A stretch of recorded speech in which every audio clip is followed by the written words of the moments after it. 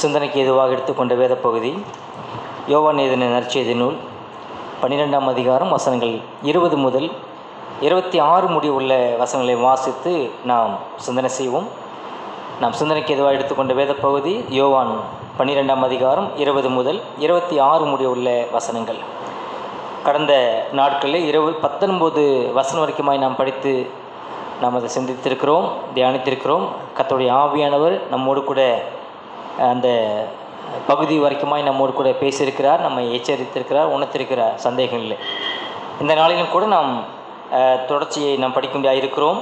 இந்த பாடத்துக்கான தலைப்பு சிலுவையில் விழுந்த கோதுமை மணி. சிலுவையில் விழுந்த கோதுமை மணி என்ற தலைப்பிலே நாம் இதை படிக்க முடியாது இருக்கிறோம். 20ஆம் வசனத்திலிருந்து 22ஆம் வசனம் வரைக்குமாய் நாம் பார்க்கும்போது கிரேக்கர் இயேசுவை காண விரும்புகிறார்கள் என்ற தலைப்பிலே நாம் படிக்க முடியாது இருக்கிறோம். 23ஆம் வசனத்திலிருந்து 26ஆம் வசனம் வரைக்குமாய் நாம் பார்க்கும்போது கிறிஸ்து தேவனுடைய மகிமையை காண விரும்புகிறார் என்று சொல்லி நாம் படிக்க முடியாது இருக்கிறோம். இதனுடைய அறிமுகமாக நாம் பார்ப்போம் என்று சொன்னால், இயேசுவின் சிலுவை மரணத்துக்கு முன்பாக தனது மரணத்தின் அவசியத்தையும், இந்த பகுதியிலே வரக்கூடிய சீசருடைய அவசியத்தையும் அவருடைய முக்கியத்துவத்தையும் குறித்து சொல்லக்கூடிய ஒரு ஆழமான வேத பகுதியாக இந்த பகுதி அமைந்திருக்கிறது. குறிப்பாக இந்த பகுதியிலே நாம் படித்து கொண்டபடி கோதுமை மணியானது நிலத்தில் விழுந்து சாகாவிட்டால் அது தனித்திருக்கும், செத்தால் தான் மிகுந்த பலனை கொடுக்கும். இதுதான் இந்த பகுதிக்கான மைய வசனம். மைய வசனமே இதுதான். ஒரு கோதுமை மணியை குறித்து சொல்லுகிறார், அது சாகிறதை குறித்து சொல்லுகிறார், அது செத்தால்தான் பலன் தரும், பலனும் உண்டாகும் என்பதை குறித்து அங்கே சொல்லுகிறார். அப்போ இது ஒரு மைய வசனமாக யோவான் ஆசிரியர் இந்த வசனத்தை இந்த பகுதியிலேயே சொல்லியிருக்கதையும் பார்க்குறோம். முதலாவதாக நாம் பார்க்கும்போது 20ஆம் வசனத்திலிருந்து 22ஆம் வசனம் வரைக்குமாய் நாம் பார்க்கும்போது ஒரு கூட்ட மக்கள் அங்கே இயேசுவை காண வருகிறார்கள் என்பதை நாம் பார்க்குறோம். யார் இவர்கள்? 20ஆம் வசனத்திலிருந்து 22ஆம் வசனம் வரைக்குமாய் நான் யாராவது ஒருவர் படித்து நான் பார்க்கும்போது யாராவது ஒருவர் படிக்கலாம். 20ஆம் வசனம் 22ஆம் வசனம் வரைக்குமாக.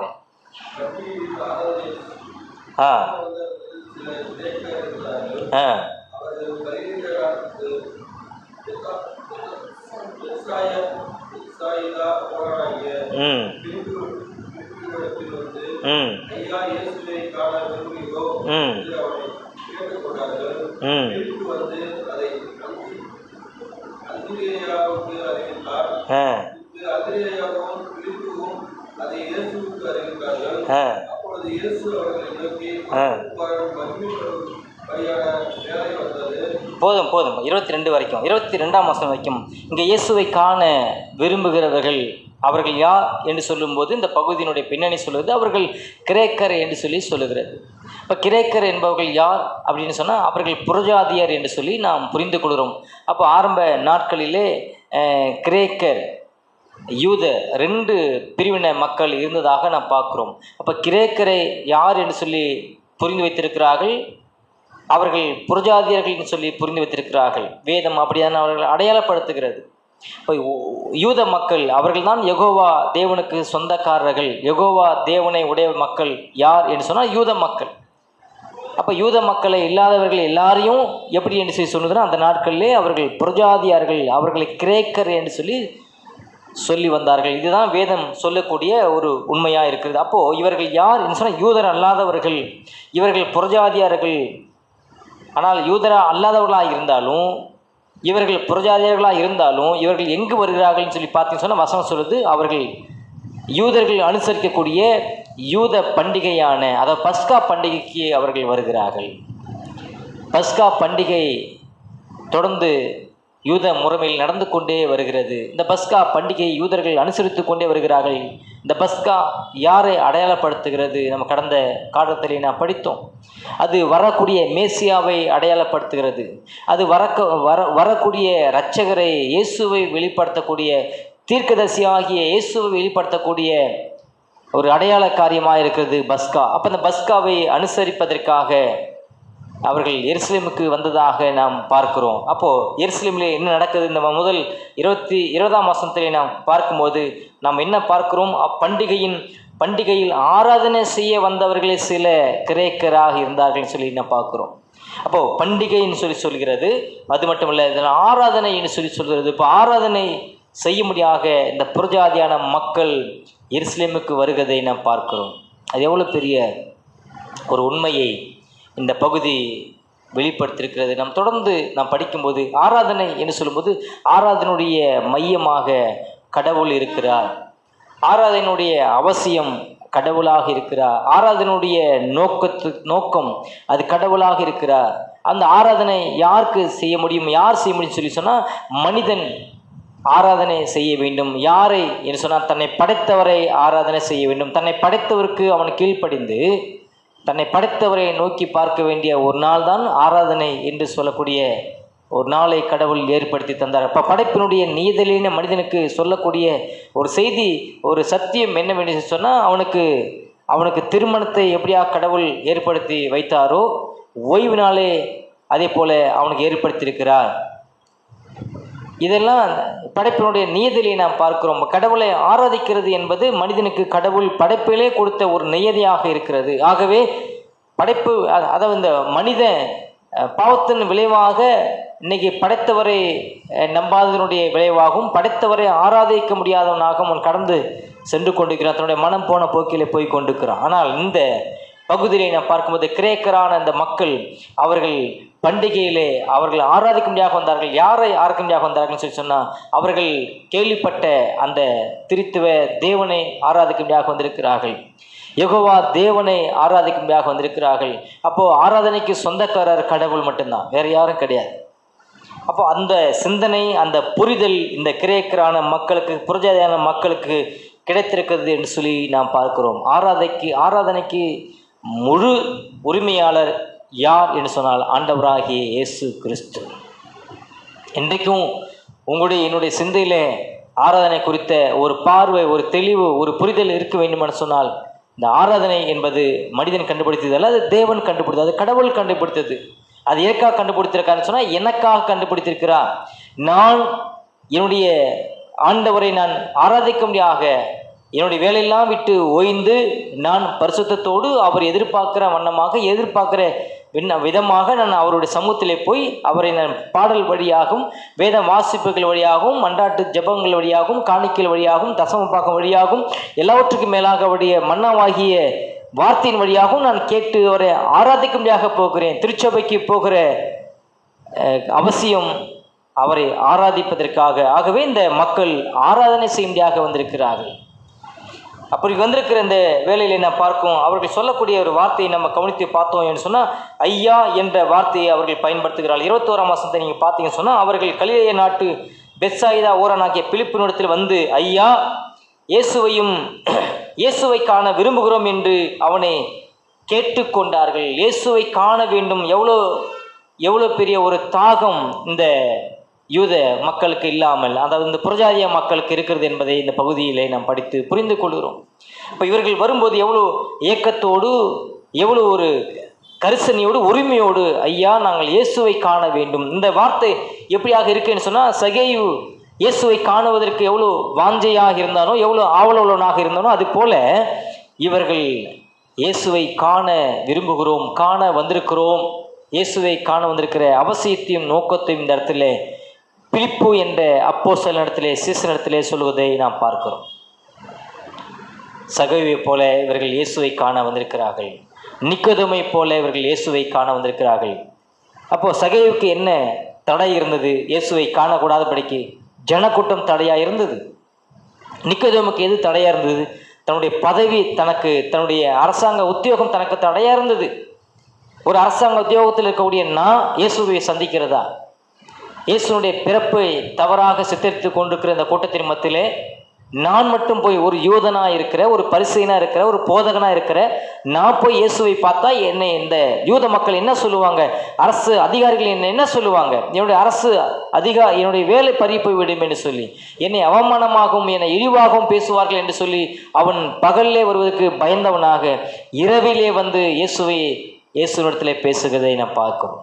அவனுக்கு தடையாக இருந்தது அவனுடைய வேலை அவனுக்கு தடையாக இருந்தது, அவனுடைய பதவி அவனுக்கு தடையாக இருந்தது, சகேயுவுக்கு தடையாக இருந்தது. இயேசுவை காண வேண்டும் என்று சொல்லி விரும்புகிறான், அவனுக்கு தடையாக இருந்தது. ஜனக்கூட்டம் தடையாக இருந்தது. இந்த கிரேக்கர் மக்களுக்கு என்ன தடையாக இருந்தது? இயேசுவை காண விரும்புகிறோம் என்று சொல்லி நேரடியாக இயேசுவை பார்க்காமல் பிலிப்பு என்ற சீசனிடத்திலே போய் சொல்லி, பிலிப்பு அந்திரேயாவிட்ட சொல்லி, அந்திரேயா மூலமாக 2 பேருமா சேர்ந்து என்ன செய்கிறான்னு சொன்னால் இயேசுவை போய் பார்த்தார்கள் என்பதாக அது பின்னணியில் நாம் படித்து புரிந்து கொள்ளுகிறோம்.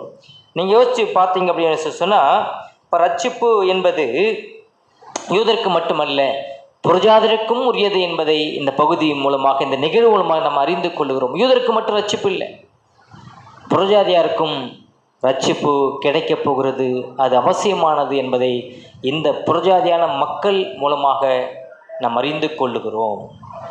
யூதர்கள் தங்களுக்கு மட்டும்தான் ரட்சிப்பு என்று சொல்லி எண்ணிக்கொண்டிருக்கிற காலம் இப்போ புறஜாதியருக்கும் ரட்சிப்பு வரப்போகிறது, கிடைக்கப் போகிறது என்பதை இந்த பகுதி மூலமாக யோவான் ஆசிரியர் அழகாக சொல்லி புரிய வைக்கிறார். இப்போ இவருடைய வருகை எதை காட்டுகிறது என்று சொன்னால், சுவிசேஷம் மற்றும் சிலுவை மரணம் யூத எல்லையை தாண்டி உலகமெங்கும் கடந்து போகிறது என்பதை காட்டுகிற இந்த நிகழ்வு, இந்த ஜனங்களுடைய வருகை யூத ஜனங்களுக்கு மட்டும் இல்லை, யூத மக்களுக்கு மட்டுமல்ல, அதை தாண்டி யூதர்களுடைய எல்லையை தாண்டி உலகமெங்கும் கடந்து போகிறது. அப்போ இயேசு என்ற ஒரு நபர், இயேசு தரக்கூடிய ஒரு ரட்சிப்பு, இயேசு தரக்கூடிய ஒரு ஆசீர்வாதம் யூத மக்களுக்கு மட்டும் இல்லை, அது ஒட்டுமொத்த உலகத்துக்கும் வேண்டும், தேவையான ஒன்றாக இருக்கிறது என்பதை இந்த பகுதி மூலமாக நாம் படித்து புரிந்து கொள்ளுகிறோம். இன்றைக்கும் இயேசுவை காணவும் அறியவும் ஜனங்கள் விரும்புகிறார்கள். 2 விதமான கூட்டங்கள் இந்த உலகத்தில் இருந்து கொண்டே இருக்கிறாங்க. இயேசுவை அறிய வேண்டும் என்று சொல்லி, இயேசுவை காண வேண்டும் என்று சொல்லி கூட்ட மக்கள் இருந்து வந்தமாக இருக்கிறார்கள். ஒரு கூட்ட மக்கள் என்ன சொன்னால், தன்னுடைய கண்களால் பார்க்கணும்னு சொல்லி நம்பிக்கிட்டு இருக்கிறான். இன்னொரு கூட்ட மக்கள் விசுவாசத்தால் பார்க்கணும்னு சொல்லி கொண்டிருக்கிறான். இப்போ வேதம் என்ன சொல்லுது சொன்னால், விசுவாசத்தாலே பார்க்கிறவர்களை தான் பாக்கியவான்கள்னு சொல்லி சொல்லுகிறது. இப்போ தோமா என்று சொல்லக்கூடிய ஒரு மனிதன் அவன் சொல்கிறான், இயேசுவை நாங்கள்லாம் பார்த்துதான்னு சொல்லி சொல்கிறான். ஆனால் தோமா நம்ப மாட்டான். நான் அவர் என்ன பார்க்கல, நீங்கள் பார்த்தா சொல்கிறீங்க, என்னால் எப்படி நம்புறது? என்னால் நான் நம்ப மாட்டேன். அவரை நான் நேராக என் கண்ணால் பார்க்கணும். அவர் சிலுவையில் அறைந்த கையில் என்னுடைய கையை நான் விடணும், அவருடைய விழாவில் என்னுடைய கையை நான் போடணும், அப்படி தான் நான் நம்புவேன்னு சொல்லி தோமா சொன்னான். இன்றைக்கு இருக்கக்கூடிய மக்கள் கண்களாலே இயேசுவை காண அறிய விரும்புகிறார்கள். அப்படின்னு சொன்னால் அவர்கள் எதை பார்க்கிறார்கள், மெயின் பண்ணுறாங்கன்னு சொன்னால் விசுவாசத்தை மெயின் பண்ணலை, அவர் ஒரு காட்சி பொருளை மெயின் பண்ணுகிறார்கள், ஒரு அடையாளத்தை மெயின் பண்ணுகிறார்கள். அப்போது அடையாளம் என்பது காட்சி பொருளாக இருக்கிறது, அது விசுவாசமாக இருக்க முடியாது, அது ஒரு மெய்யான ரட்சிப்பாக இருக்க முடியாது, ஒரு மெய்யான விசுவாசமாக இருக்க முடியாது. தன்னுடைய இருதயத்திலே விசுவாசிப்பது மட்டும்தான் ஒரு மெய்யான விசுவாசமாக, மெய்யான ரட்சிப்பாக இருக்க முடியும். இந்த ஜனங்கள் இயேசுவை காண விரும்புகிறோம் என்று சொல்லி எவ்வளோ ஆவலோடு, எவ்வளோ ஏக்கத்தோடு கூட இந்த இடத்திலே வந்திருக்கிறார்கள் என்பதை நாம் பார்க்கிறோம். இப்போ கண்களால் காணக்கூடியவர்கள் அடையாளத்தை தேடுகிறது போல தேடுகிறார்கள் என்பதை நாம் புரிந்து கொள்ள வேண்டும். ஒரு காட்சி பொருளை தேடுகிறது போல தேடுகிறார்கள் என்பதை புரிந்து கொள்ள வேண்டும். இன்னும் சொல்லப்போனால் அவர்கள் தற்காலிக விசுவாசத்தை தேடுகிறார்கள் என்பதை புரிந்து கொள்ள வேண்டும். நிரந்தர விசுவாசத்தை தேடாதவர்கள் என்பதை புரிந்து கொள்ள வேண்டும். இருதயத்தில் விசுவாசிக்கிறவர்கள் மட்டும்தான் அவர்கள் நிரந்தர விசுவாசத்தை தேடக்கூடிய மக்கள், நிரந்தர ரட்சிப்பை தேடக்கூடிய மக்கள் என்பதை புரிந்து கொள்ள வேண்டும். 2 கூட்ட மக்கள் என்று சொன்னேன். ஒன்று கண்களால் காணக்கூடிய மக்கள், கண்களால் கண்டால் தான் நம்புவோம் அப்படின்னு சொல்லக்கூடிய மக்கள். இன்னொரு கூட்டம் விசுவாசத்தால், இருதயத்தால் அறிந்திருக்கிற மக்கள். இந்த இடத்துல உட்கார்ந்துக்கிற உங்களை பார்த்து இந்த பகுதி கேட்குற ஒரு கேள்வி, நீங்கள் இருதயத்தில் விசுவாசிக்கிற ஒரு மக்களா அல்லது அடையாளத்தை நம்புகிற, அடையாளத்தை தேடுகிற மக்களா? அடையாளத்தை தேடக்கூடிய மக்களாக இருக்கிறீர்கள்னு சொன்னால் நீங்கள் தற்கால விசுவாசத்தை இருக்கிறீர்கள், தற்கால விசுவாசத்தை நம்புகிறீர்கள் என்பதை புரிந்து கொள்ள வேண்டும். நீங்கள் இதயத்தில் விசுவாசத்தோடு கூட நீங்கள் விசுவாசிக்கிற ஒரு நபர்களாக இருப்பீர்கள்னு சொன்னால் வேதம் சொல்லுகிறபடி நீங்கள் இயேசுவை அறிய விரும்புகிறீர்கள், இயேசுவை காண விரும்புகிறீர்கள் என்பதை அடையாளப்படுத்துகிறது. நீங்கள் எந்த நிலையில் இருக்கிறீர்கள், எந்த இடத்தில் இருக்கிறீர்கள் என்பதை இந்த பகுதி மூலமாக நாம் கேட்டு புரிந்து கொள்ள வேண்டும். இயேசுவை உண்மையாக காண விரும்புகிறவர்கள் அற்பத்தை நம்புகிறவர்கள் அல்ல. இயேசுவை உண்மையாக காண விரும்புகிறவர்கள், உண்மையாக அறிந்து கொள்ள வேண்டும் என்று விரும்புகிறவர்கள், அவர்கள் அற்புதத்தை மட்டும் நம்புகிறவர்கள் அல்ல, மாறாக சிலுவையில் அறையப்பட்ட இயேசுவை தன்னுடைய இருதயத்தால், தன்னுடைய விசுவாசத்தால் அறிந்து கொள்ளக்கூடிய மக்கள் நாம் புரிந்து கொள்ள வேண்டும். இந்த பகுதியில் நாம் சிலுவையில் அறையப்பட்ட இயேசுவை அறிந்து வைத்திருப்பது நல்லது. ஆகவே அப்போஸ்தலனாகிய பவுல் 1 கொரிந்தியர் 1ஆம் அதிகாரத்திலே அவன் சொல்லும்போது சொல்லுகிறான். 1ஆம் அதிகாரத்தை நீங்கள் எடுத்துக்கொண்டீங்க அப்படின்னு சொன்னால் 2வது வசனத்தை வாசித்து பார்த்தீங்கன்னு சொன்னால் 1 கொரிந்தியர் 1ஆம் அதிகாரம் 2ஆம் வசனம் என்ன சொல்லுது? 2ஆம் வசனத்திலிருந்து, இயேசு கிறிஸ்துவை சிலுவையில் அறையப்பட்ட அவரே அன்றி வேறு ஒன்றையும் உங்களுக்குள்ளே அறியாதிருக்க தீர்மானித்திருந்தேன். அல்லாமலும் நான் பலவீனத்தோடும் பயத்தோடும் மிகுந்த நடுக்கத்தோடும் உங்களிடத்தில் இருந்தேன். உங்கள் விசுவாசம் மனுஷருடைய ஞானத்தில் அல்ல, தேவனுடைய பலத்தில் நிற்கும்படிக்கு என் பேச்சும் என் பிரசங்கமும் மனுஷ ஞானத்திற்குரிய நயவசனமுள்ளதாயிராமல் ஆவியினாலும் பலத்தினாலும் உறுதிப்படுத்தப்பட்டதாயிருந்தது என்று சொல்லி அப்போஸ்தலனாகிய பவுல் அங்கு சொல்கிறான். அங்கே சொல்லும்போது இயேசு கிறிஸ்துவை சிலுவையில் அறையப்பட்ட அவரே அன்றி வேறொன்றையும் உங்களுக்குள்ளே அறியாதிருக்க தீர்மானம் செய்திருக்கிறான். சிலுவையில் அறையப்பட்ட இயேசுவால் மட்டும்தான் ஒரு மனிதனுக்கு, ஒரு பாவியான மனிதனுக்கு நிரந்தர விசுவாசமும் நிரந்தர ரட்சிப்பும் கிடைக்கும் என்பதை அப்போஸ்தலனாகிய பவுல் அறிந்திருந்தான். வேத பகுதி இன்றைக்கும் அதை தான் போதிக்கிறது, அதுதான் முன்வைக்கிறது. உங்களுடைய வாழ்க்கையில் நீங்கள் சிலுவையில் அறையப்பட்ட இயேசுவை நம்புகிற பட்சத்திலே மாத்திரம்தான் நீங்கள் நிரந்தர விசுவாசத்தை பெற்றுக்கொண்ட மக்கள், நிரந்தர ரட்சிப்பை பெற்றுக்கொண்ட மக்கள். இல்லாவிட்டால் அற்புதத்தை காணக்கூடிய மக்களுடைய பட்டியலில் நீங்கள் இருப்பீர்கள். அற்புதத்தை காணக்கூடிய மக்கள் அவர்கள் எந்த பட்டியலில் இருக்கிறார்கள் சொன்னால் தற்காலிக விசுவாசத்தை, தற்காலிக காலத்திலே மாத்திரம் அவர்கள் இருக்கிறார்கள் என்பதை இந்த பகுதி மூலமாக நாம் பார்க்கிறோம். இந்த பகுதியில் இந்த கிரேக்க மக்கள் இயேசுனிடத்தில் வராமல் ஏன் பிலிப்புனிடத்தில் வந்தாங்க? பிலிப்பு ஏன் நேராக இயேசுனிட்ட கூட்டு போகாமல் ஏன் அந்திரேயாவிட்ட கூட்டு போகணும்? யோசிச்சு பாருங்கள். அந்த பகுதியில் நம்ம கற்றுக் கொடுக்கக்கூடிய ஒரு ஆவிக்குரிய படிப்பினை உண்டு அன்பானவர்களே. 12ஆம் அதிகாரத்துக்கு நம்ம கடந்து வருவோம். 12ஆம் அதிகாரத்தை நம்ம கடந்து வரும்போது 20ஆம் வசனத்துக்கு கீழாக அவர்கள் கலிலேயா நாட்டு பெத்சாயிதா ஊரானாகிய பிலிப்புவினிடத்தில் வந்து, ஐயா, இயேசுவை காண விரும்புகிறோம் என்று அவனை கேட்டுக்கொண்டார்கள். பிலிப்பு வந்து அதை அந்திரேயாவுக்கு அறிவித்தான். பின்பு அந்திரேயாவும் பிலிப்புவும் அதை இயேசுவுக்கு அறிவித்தார்கள். இந்த இடத்திலே அவர்கள் நேரடியாக ஏன் போக முடியவில்லை இயேசுவினிடத்தில்? நீங்கள் பார்த்தீங்க சொன்னால் அவர்கள் வேதம் சொல்லுகிறபடி யூத மக்களை ஒரு புறஜாதியான மக்கள் நேரடியாக பார்த்திட முடியாத ஒரு தடை அந்த நாட்களிலே இருந்தது அன்பானவர்களே. யூத குலத்தில் வந்த மேசியா இயேசுவை இந்த ஜனங்கள் நேரடியாக பார்க்க முடியவில்லை. ஆகவே பிலிப்புனுடைய உதவியோடு இவர்கள் இயேசுவை காண விரும்புகிறார்கள். இவர்கள் இயேசுவை காண வந்திருக்கிறோம், எப்படியாவது அவரை கண்டு கொண்டுட்டு தான் போகணும், எப்படியாவது அவரை பார்த்துட்டு தான் போகணுங்கிற அந்த தீராத அந்த ஆசை, அந்த பற்று, அந்த நோக்கம் அவர்களுக்குள்ளாக இருந்தது என்பதை நாம் பின்னணியில் நாம் புரிந்து கொள்கிறோம். அந்த காலத்தில் யூதர்களுக்கும் புரஜாதியாருக்கும் இடையே ஒரு மிகப்பெரிய சமூக வெளிப்பாடு, சமூக இடைவெளி என்று சொல்லி நாம் பார்க்குறோம். மத வெளிப்பாடு, மத இடைவெளி இருந்ததை நாம் பார்க்குறோம். ஆகவே தான் அவர்கள் நேரடியாக இயேசு இடத்தில் வராமல் பிலிப்பு மூலமாக அவர்கள் இயேசுவை அணுகுகிறார்கள். பிலிப்பும் அந்திரேயாவும் சேர்ந்து இயேசுனிடத்திலே அவர்களை வழி நடத்துகிறார்கள். இந்த இடத்துல நீங்கள் கவனித்து பார்த்தீங்கன்னு சொன்னால் பிலிப்பும் அதே போல் அந்திரேயாவும் அவர்கள் தங்களுடைய கட்டுப்பாட்டுக்குள்ளே வைத்துக்கொள்ள ஜனங்களை. இந்த இடத்துல இயேசுவை பார்க்க வந்திருக்கிற இந்த கூட்ட மக்களுக்கு நாங்கள் தான், எங்களை பார்த்தா நீங்கள் இயேசுவை பார்த்த மாதிரி அப்படின்னு சொல்லலை. தங்களை ஒரு பெரிய ஆளாக காண்பித்து கொள்ளலை. அவர்கள் இருவரும் எங்கே அவர்களை அழைத்து கொண்டு போகிறாங்கன்னு சொன்னால், யார்கிட்ட வந்தாங்களோ அந்த நபர்கிட்ட அவர்கள் அழைத்து கொண்டு போகிறார்கள். எவ்வளோ ஒரு அருமையான, ஒரு அற்புதமான சீசர்கள். இந்த பிலிப்பும் அந்திரேயாவும் பெரிய ஆளாக தங்களை காட்டிக்கொள்ள விரும்பாமல் அவர்களை இயேசுனிடத்திலே கொண்டு போகிறான். அப்போது பிலிப்பு முதலாவது யார்கிட்ட கொண்டு போகிறான்? அந்திரேயாவிட்ட கொண்டு போகிறான். அந்திரேயா உடனே சரி நான் பார்த்துக்கிறேன், நம்ம 2 பேருமா சேர்ந்து நம்ம டீல் பண்ணிக்குவோம் அப்படி சொல்லி இல்லை, 2 பேருமா சேர்ந்து இயேசுனிடத்திலே கொண்டு போகிறான். அந்த இடத்துல நம்ம பார்க்கக்கூடிய ஒரு படிப்பு என்ன அப்படின்னு சொன்னால், அந்திரேயா குறித்து வேதம் சொல்லுது. அதே யோவான் 1ஆம் அதிகாரம் 40ஆம் வசனத்திலிருந்து 42ஆம் வசனம் வரைக்குமாய் நாம் பார்த்தோம் அப்படின்னு சொன்னால், அந்திரேயா செய்த வேலை அந்த இடத்துல பதிவு செய்து வைத்திருக்கிறது வேதம். 40ஆம் வசனத்திலிருந்து 42ஆம் வசனம் வரைக்குமா தன்னுடைய சகோதரனாகிய பேதுருவை இயேசுவினிடத்திலே அழைத்து கொண்டு போனவன் இந்த அந்திரியா என்பதை வேதம் கனப்படுத்துகிறது. ஒளிவு மறைவு இல்லாமல் சுட்டி காடுது. வாசிக்கலாம். யோவான் 1ஆம் அதிகாரம் 40ஆம் வசனம் 42. யோவான் சொன்னதை கேட்டு அவருக்கு பின் சென்ற 2 பேரில் ஒருவன் சீமோன் பேதுருவின் சகோதரனாகிய அந்திரேயா என்பவன். அவன் முதலாவது தன் சகோதரனாகிய சீமோனை கண்டு, நாங்கள் மேசியாவை கண்டோம் என்று சொன்னான்.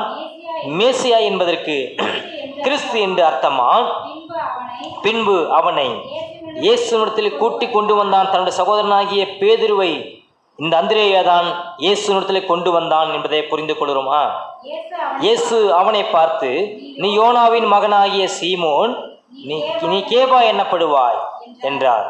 கேபா என்பதற்கு பேதுரு என்று அர்த்தமா. அதாவது அப்போஸ்தலர்கள் மூத்த வயது உடையவனாக இருக்கக்கூடிய பேதுருவை இயேசுவினிடத்தில் நடத்தி கொண்டு போனவன். ஆவிக்குரிய காரியங்களிலே அவனை வழிநடத்தினவர் யாருன்னு சொன்னான்? தன்னுடைய தம்பியாகிய அந்திரேயா. மறக்கக்கூடாது.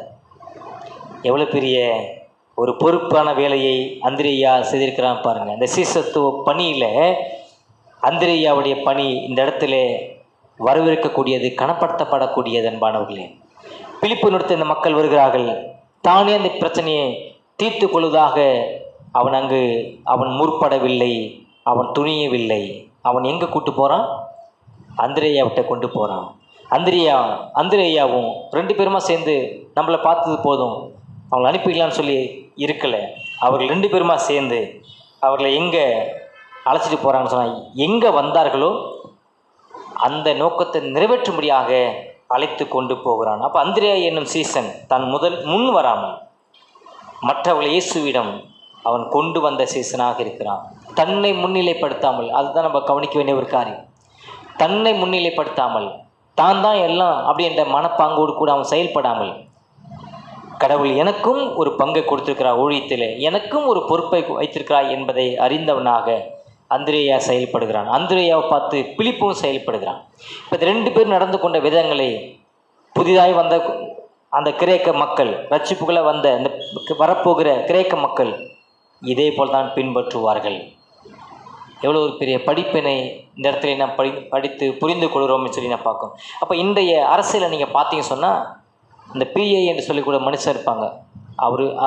ஒரு செக்ரட்டரி ஒருத்தர் இருப்பான். அவங்கள பார்க்காம நீங்கள் அதிகாரியோ அதிகாரத்தில் இருக்கக்கூடிய ஒரு அரசியல்வாதிகள் நீங்கள் பார்க்க முடியாது. ஆனால் இந்த இடத்துல ஒரு பிஏ போலவோ அல்லது ஒரு பியூன் போலவோ ஒரு பெரிய செக்ரட்டரி போலவோ என்ன செய்யலைங்க அந்திரேயாவும் பிலிப்பும் செயல்படலை. அவர்கள் உண்மையான ஒரு சீசத்துவத்திலே அவர்கள் ஒரு மாதிரியான மக்களாக அவர்கள் வாழ்ந்தார்கள். ஏன்னா அந்த வந்த மக்களுடைய வாஞ்சியை பார்க்குறான், வந்த அந்த புறஜாதியோட மக்களுடைய அந்த தேடலை பார்க்குறான். அவர்கள் சொன்ன வார்த்தை ஐயா, எவ்வளோ ஒரு மரியாதைக்குரிய ஒரு வார்த்தை, எவ்வளோ ஒரு உயர்வு சொல்லக்கூடிய ஒரு வார்த்தை. ஐயா, நாங்கள் இயேசுவை காண விரும்புகிறோம். அந்த வார்த்தையிலிருந்து அவர்கள் பார்த்த ஒரு காரியம் என்ன சொன்னால், அவருடைய தாக்கத்தை பார்த்தார்கள், அவருடைய நோக்கத்தை பார்த்திருக்கிறார்கள், அவருடைய வாஞ்சியை பார்த்திருக்கிறார்கள். ஆகவே தான் அவர்களை நேரடியாக இயேசுவினிடத்திலே அழைத்து கொண்டு போகிறார்கள்னு சொல்லி நாம் பார்க்குறோம். இன்றைக்கு இருக்கக்கூடிய இந்த 2 காரியம், ஒன்று இயேசுவை நாங்கள் காண விரும்புகிறோம், இயேசுவை அறிய விரும்புகிறோம். இந்த 2 வாஞ்சியை தாங்க, 2 விருப்பம்தான் இன்றைக்கி சபைக்கு உள்ள விசுவாசத்தில் கடவுள் எதிர்பார்க்கிறார். இயேசுவை நாங்கள் காண வேண்டும், அந்த விசுவாசம் எனக்குள்ள நாளுக்கு நாள் வருகிறதா பெருகுகிறதா? இயேசுவை அறிய வேண்டும், வருகிறதா பெருகிறதா என்னுடைய வாழ்க்கையில்? அப்போஸ்தலன் பவுல் எபேசு சபைக்கு அவன் எழுதும்போது அந்த ஜனங்களுடைய நிலைப்பாட்டை தன்னுடைய ஜெபத்திலே அவன் கொடுக்கிறான். வாசித்து பார்க்கலாம். எபேசியர் புத்தகத்திலே பார்க்கும்போது அவன் எபேசு சபை விசுவாசி மக்களுக்காக அவன் பிதாவாகிய தேவனை நோக்கி, இயேசு கிறிஸ்துவை நோக்கி அவன் அங்கு ஜெபிக்கிறதை நாம் பார்க்கிறோம். 1ஆம் அதிகாரம் 17ஆம் வசனத்திலிருந்து நான் வாசித்து பார்க்கும்போது 19ஆம் வசனம் வரைக்குமாக, நம்முடைய கர்த்தராகிய இயேசு கிறிஸ்துவின் தேவனும் மகிமையின் பிதாவுமானவர் தம்மை நீங்கள் அறிந்து கொள்வதற்கான ஞானத்தையும் தெளிவையும் அளிக்கிற ஆவியை உங்களுக்கு தந்தரல வேண்டும் என்றும், தாம் நம்மை அழைத்ததினாலே நமக்கு உண்டாயிருக்கிற நம்பிக்கை இன்னதென்றும், பரிசுத்தவான்களிடத்தில் தமக்கு உண்டாயிருக்கிற சுதந்திரத்தினுடைய மகிமையின் ஐஸ்வர்யம் இன்னதென்றும், தாம் கிறிஸ்துவை மரித்தோரிலிருந்து எழுப்பி அவரிடத்தில் நடப்பித்த தமது பலத்த சத்துவத்தின் வல்லமையின்படியே விசுவாசிக்கிறவர்களாகிய நம்மிடத்திலே காண்பிக்கும் தம்முடைய வல்லமையின் மகா மேன்மையான மகத்துவம் என்னதென்றும் நீங்கள் அறியும்படிக்கு அவர் உங்களுக்கு பிரகாசமுள்ள மனக்கண்களை கொடுக்க வேண்டும் என்றும் வேண்டிக் கொள்ளுகிறேன். அன்பானவர்களே, எவ்வளோ பெரிய ஒரு தாக்கம் நிறைந்த ஒரு ஜெபத்தை அப்போஸ்தலன் பவுல் இந்த இடத்துல ஏறெடுக்கிறான் என்பதை நாம் பார்க்கணும். அன்பான, இன்றைக்கு சபைக்கு தேவை எது தேவை என்று சொன்னால், இயேசுவை அறிய வேண்டும், இயேசுவை நாங்கள் காண வேண்டும். எப்படியா காண வேண்டும்? அற்புதத்தினாலவா அல்லது காட்சி பொருளினாலவா? விசுவாசத்தினாலே காண வேண்டும். உள்ளான இருதயத்திலே நாம் காண வேண்டும். இயேசுவை உள்ளான இருதயத்திலே அறிய வேண்டும். உள்ளான இருதயத்திலே நாம் காண வேண்டும். ஆகவே தான் அப்போஸ்தலன் பவுல் இங்கே சொல்லுகிறான், உங்களுக்கு பிரகாசம் உள்ள மனக்கண்களை தந்தரல வேண்டும் என்று சொல்லி நான் உங்களுக்காக வேண்டிக் கொள்கிறேன் என்று சொல்லி சொல்லுகிறான். கடவுளுடைய சமூகத்திலே நாம் எப்போதெல்லாம் போகிறோமோ, ஆண்டவரே நான் உம்மை அறிந்து கொள்ள வேண்டும், ஆண்டவரே நான் உம்மை காண வேண்டும், ஆண்டவரே, இந்த விதமான எண்ணங்களோடு இந்த வாஞ்சையோடு அவருடைய சமூகத்தில் நாம் போகிறோமா? அவருடைய சமூகத்தில் நாம் காணப்படுகிறோமா? இந்த ரெண்டு காரியத்தையும் இன்றைக்கு உள்ள சபையிலே கடவுள் எதிர்பார்க்கிறார். ஒன்று, இயேசுவை காண வேண்டும். இன்னும் ஒன்று, இயேசுவை நான் அறிந்து கொள்ள வேண்டும். கணவன் தன்னுடைய மனைவி எப்படியாக அறிந்து கொள்ள முயற்சிக்கிறானோ சாகிற வரைக்கும், அதே போல மனைவி தன்னுடைய கணவனை எப்படி அறிந்து கொள்ள முயற்சிக்கிறாளோ, அதே போல கிறிஸ்துவை நான் சாகிற வரைக்கும் அறிந்து கொள்ள நான் முயற்சி செய்து கொண்டே இருக்க வேண்டும். நான் தொடர்ந்து முயற்சி செய்து கொண்டே இருக்க வேண்டும். கிறிஸ்துவை அறிய வேண்டும் என்பதற்காக, கிறிஸ்துவை காண வேண்டும் என்பதற்காக. இயேசுவை அறியாத ஒரு நிலையிலே வாழ்வோம் என்று சொன்னால் எவ்வளோ ஒரு பரிதாபமான ஒரு நிலை ஒரு மனிதனுக்கு என்பதில்லை, எந்த விதமான சந்தேகம் இல்லை. இந்த யூத மக்கள் விரும்புவதை விட இந்த புறஜாதியான மக்கள் இயேசுவை நாங்கள் காண வேண்டும், இயேசுவை நாங்கள் அறிய விரும்புகிறோம் என்று சொல்லி அவருடைய வாஞ்சைகளை, அவருடைய விருப்பங்களை பிலிப்பு இடத்தை வெளிப்படுத்துகிறார்கள். பிலிப்பு அதை அந்திரேயத்தில் வெளிப்படுத்துகிறான். அந்திரேயாவும் பிலிப்பும் ரெண்டு பேரும் சேர்ந்து அதை இயேசுவினிடத்திலே கொண்டு போகிறார்கள். அவருடைய விசுவாசம் வளர்ச்சிக்கு, ரட்சிப்பினுடைய வளர்ச்சிக்கு இந்த ரெண்டு பேரும் எவ்வளோ உறுதுணையாக இருக்கிறார்கள் என்பதை வேதம் சொல்லியிருக்குது. அன்பானவர்களே, என்னுடைய விசுவாசத்துக்கு, என்னுடைய ரட்சிப்புக்கு நான் எந்த அளவுக்கு உறுதுணையாக இருக்கிறேன்? இன்னொருத்தருடைய ரட்சிப்புக்கு, இன்னொருத்தருடைய விசுவாசத்துக்கு நான் எந்த அளவுக்கு உறுதுணையாக இருக்கிறேன்? ஒரு அந்திரேயாவை போல நான் செயல்பட வேண்டும், ஒரு பிலிப்பை போல நான் செயல்பட வேண்டும். இந்த ரெண்டு பேருமா சேர்ந்து தங்களை ஒரு பெரிய ஆளையும் சொல்லி காண்பித்துக் கொள்ளாமல், தங்களை விட ஒரு பெரிய ஆள், ஒரு ரட்சகர் இருக்கிறார், அவர் தான் இயேசு கிறிஸ்து என்று சொல்லி இயேசுவினிடத்திலே கொண்டு போனார். அந்திரேயா முதல் அதிகாரத்திலே பார்க்க தன்னுடைய அண்ணன், தன்னுடைய சகோதரனாகிய பேதுருவை இயேசுவினிடத்திலே கண்டு போனான். நாங்கள் மேசியாவை கண்டோம், நீ பார்க்கணுமா? நீ காண வேண்டுமா?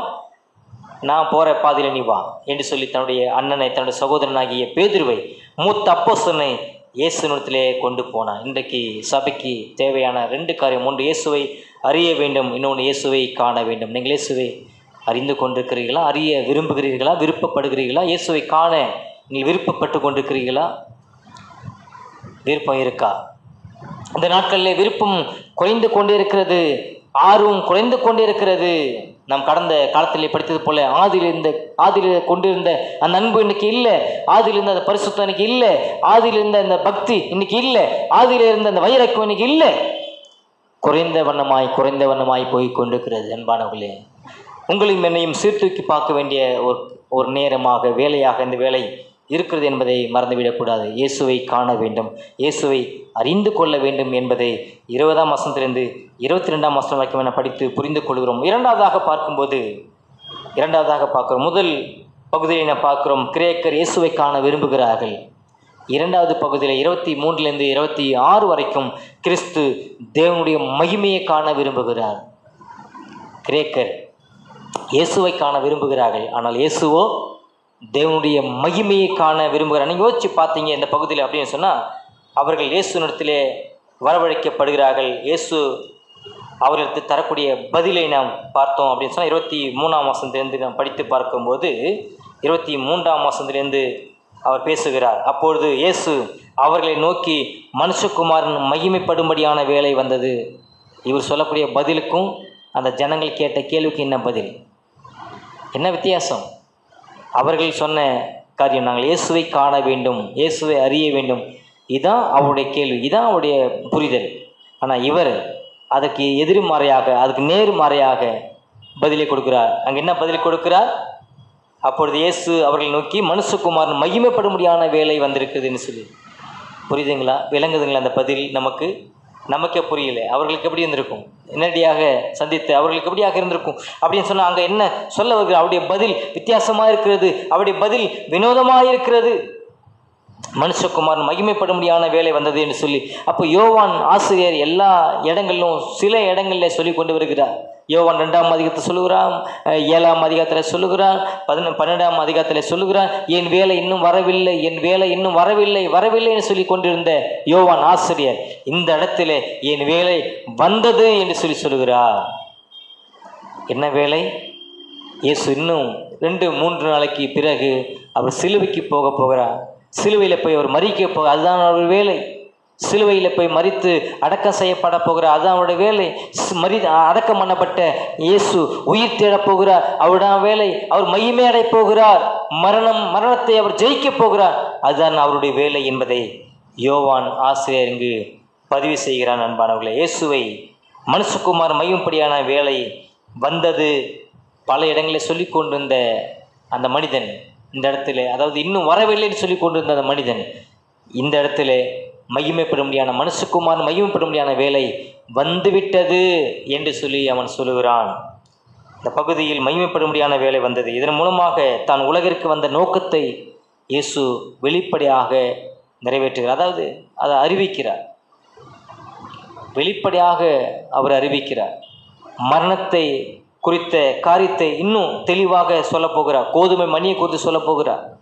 தன்னுடைய மரணத்தை, தான் வந்த நோக்கத்தை, தான் அடைய வேண்டிய காரியத்தை இந்த இடத்துல அவர்கள் சீசர்களுக்கு சொல்லி புரி வைக்கிறார். குறிப்பாக இந்த கிரேக்க மக்களுக்கு சொல்லி புரி வைக்கிறார். இதன் மூலமாக தான் உலகிற்கு வந்த நோக்கத்தை அவர் சொல்லி புரிய வைக்க போகிறார். சிலுவை மரணத்தை சந்திக்க போகும் வேலை வந்தது என்று சொல்லி புரிய வைக்கிறார். உலக அளவின ரட்சிப்பு வேலை வரப்போகிறது என்பதை இங்கு புரிய வைக்கிறார். கிரேக்கர் இயேசுவை காண விரும்புகிறோம் என்று சொல்லி சொல்கிறார். ஆனால் இயேசுவோ மனுஷகுமாரன் மகிமைப்படும்படியான வேலை வந்துவிட்டது என்பதை அங்கே சொல்கிறார். கிரேக்கர் இயேசுவை காண விரும்புகிறோம் என்று சொல்லி சொல்கிறார். இயேசுவோ கோதுமை மணி நிலத்தில் விழுந்து சாக போகிறதை பின் வரக்கூடிய வசனத்திலே அவர் சொல்லுகிறதை என்ன பார்க்கிறோம். பின் வரக்கூடிய வசனங்கள் என்ன சொல்லுகிறார்னு சொல்லி சொன்னால், கோதுமை மணியை குறித்து சொல்கிறார். அடுத்து நீங்கள் வாசிக்கலாம். கோதுமை மணி குறித்து அங்கே சொல்லுகிறார்,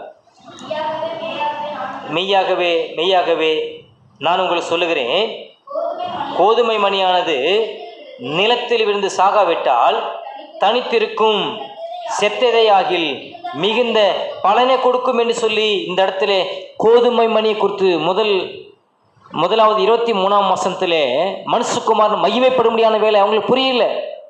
அவர்கள் கேட்ட கேள்விக்கும் ஒரு சொல்ல பதிலுக்கும் சம்மதமில்லாத போல தெரிகிறது. ஆனால் 24ஆம் வசனத்திலே அங்கே சொல்லும்போது மெய்யாகவே மெய்யாகவே என்ற ஒரு வார்த்தை மறுபடியுமாக அழுத்தம் திருத்தமாக அங்கே சொல்லுகிறார்.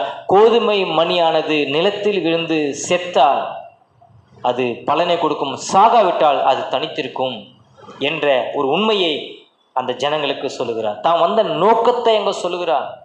தன்னுடைய மரணத்தினுடைய அவசியத்தை சொல்லுகிறார், மரணத்தினுடைய முக்கியத்துவத்தை சொல்லுகிறார். அதாவது சிலுவை மரணத்தினுடைய அவசியம், சிலுவை மரணத்தினுடைய முக்கியத்துவத்தை குறித்து ஜனங்கள் அறிந்து கொள்ள வேண்டும் என்பதற்காக சொல்லிக் கொள்ளுகிறார். இவர்கள் தான் முதலாக கிரேக்கரான மக்கள், இயேசுவை காண, இயேசுவை அறியும்படியாக வந்த மக்கள்.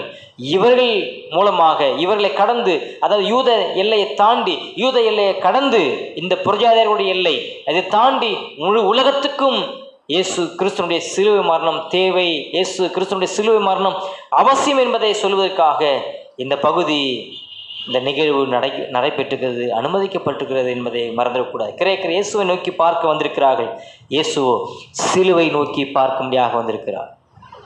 இவருடைய பார்வையும் இயேசுனுடைய பார்வையும் எப்படி இருக்குன்னு சொல்லி சொன்னான். இவர்கள் இயேசுவை பார்க்கும்படியாக வந்திருக்கிறாங்க, அவரை காணும்படியாக வந்திருக்கிறாங்க. ஆனால் இவருடைய பார்வை மனுஷகுமாரன் மகிமைப்படும்படியான வேலை என்று சொல்லி சொல்லுகிறார். ரெண்டாவது, கோதுமை மணியானது நிலத்தில் விழுந்து சாகும்படியாக வந்திருக்குது என்று சொல்லி சொல்லுகிறார். மூன்றாவது, இயேசு சிலுவை நோக்கி பார்க்கும்படியாக வந்திருக்கிறேன் என்று சொல்லி அங்கே சொல்லுகிறார். அவருடைய மையம், அவருடைய இருதயத்தில் இருக்கக்கூடிய சிந்தனை எல்லாமே எதை மையமாக கொண்டிருக்குன்னு சொன்னால், தான் அடையக்கூடிய சிலுவை மரணத்தையும், தான் அடையக்கூடிய சிலுவை மரணத்தின் மூலமாய் உங்களுக்கு கிடைக்கக்கூடிய நன்மைன்னு சொல்லும்போது ரட்சிப்பு, விசுவாசம், நித்திய வாழ்வு. அப்போது அந்த வேலைக்குள்ளே நான் போகலை அப்படின்னு சொன்னால் அந்த நன்மை உங்களுக்கு கிடைக்காது.